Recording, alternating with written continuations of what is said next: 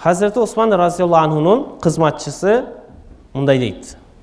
Hazreti Osman radhiyallahu anhu şu kabir jönündө kandayça abal bolgon?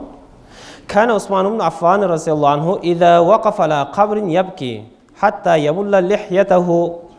Hazreti Osman radhiyallahu anhu'nun kızmatçısı aytat. Hazreti Osman deydi, uşu bir kabirdin janına kelip kalgan şurada deydi, uşunçalыk ыйлайт эле, жанагы сакалдары суу болуп кетчү deydi.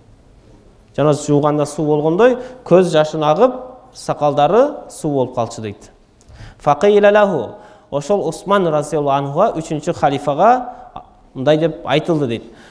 Таскурул джанната ван нар ва ла табки, ва таскурул кабра фа табки. Сен 5 минут тозокту эстегениңде ыйлабайсың.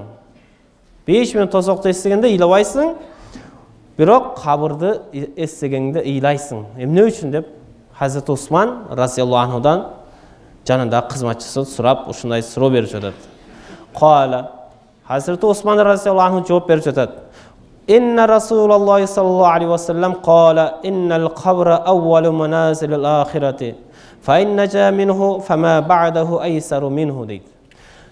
Men ыйлаганымдын себеби дейт кабырдын астында дейт. Себеби пайгамбарым sallallahu aleyhi ve sellem айткан дейт.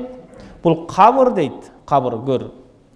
Бұл ақыреттен бірінші жашай тұрған орды ушул дейді.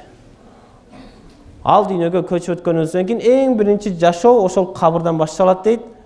Ошол жерде дейт, фаин нажаминху, ошол кабырда эң биринчи орун, акыреттин орундарынын эң биринчи оруну ушул жер болот дейт. Ошол жерден эгер адам баласы кутулуп чыкса дейт, ийгиликтүү болсо ошол жери дейт, жакшы болсо дейт кабыры.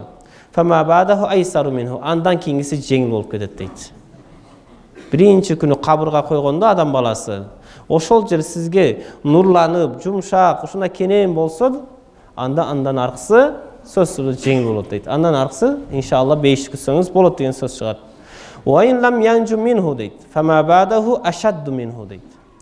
Эми ошол кабырда биринчи кабырга коюлган учурда дейт, ошол жерден кутулуп чыга албаса дейт, Мункар накирдин сурооуна жооп бере албаса дейт, ошол жерден кийингиси ашадду минху, андан кыйыныраак болот дейт. Улам кыйын болуп, кыяматта ушунчалык тозоктун азабы келет. Ал андан да кыйын болот дейт.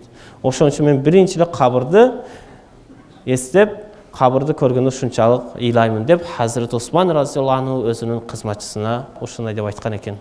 Бұл нәрсені имам Тирмизи, имам Ибн Мажа, имам Ахмад ибн Хамбал рахимахумулла ушул риваятта айтып кеткен екен.